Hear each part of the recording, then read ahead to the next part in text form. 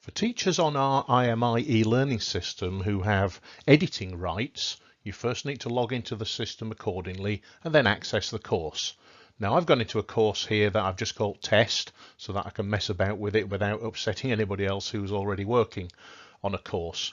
And there's a very simple step you need to take to start with. If you're an editing teacher, you will have a button like this at the top corner of the page where we can turn editing on. If I scroll down, you also should get a similar option in your administration menu here where there's a link to turn editing on. So I'll click that one and you can see that once we've turned editing on, we get lots of extra symbols on the page here.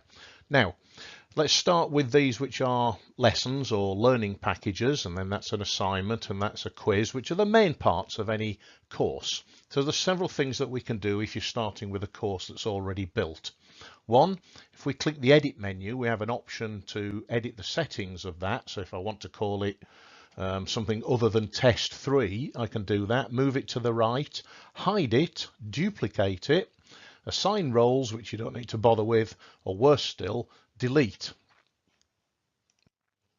Our recommendation is don't use the delete unless you're very comfortable about what you're doing, because it's far better to hide something, because what hide means, can you see on this one, it only just shows on the screen, but because I've hidden that particular course, it's grayed out now, so only editing teachers can see that from now onwards. The students can't anymore. So from their point of view, it's as good as deleted, but it's up to you. You can delete things if you like. So edit and show to switch it back on again, and you can see it brightens it up once more.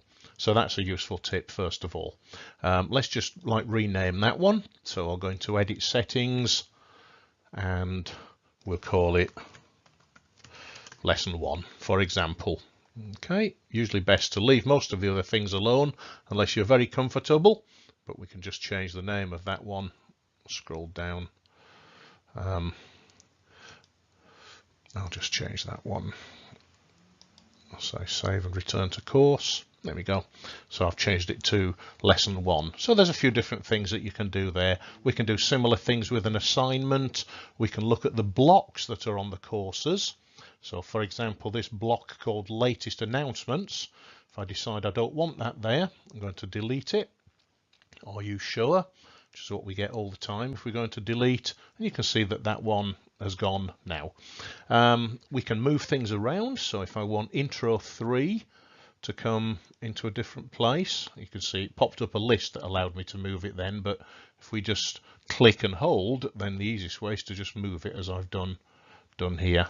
So click it and drop it into that place, or I might want lesson 1 first. Again, just click and drag is the easiest way to do it, and it moves it into position. So there we go. There are lots and lots of other things that you can do as an editing teacher. As I say, you can move things around.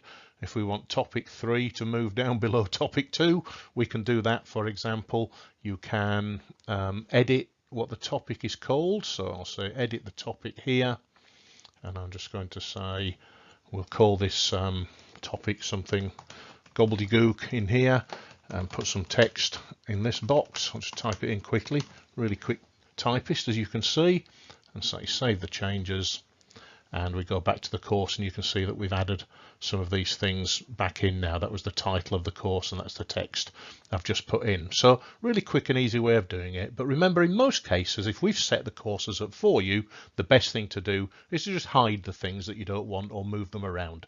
It's up to you.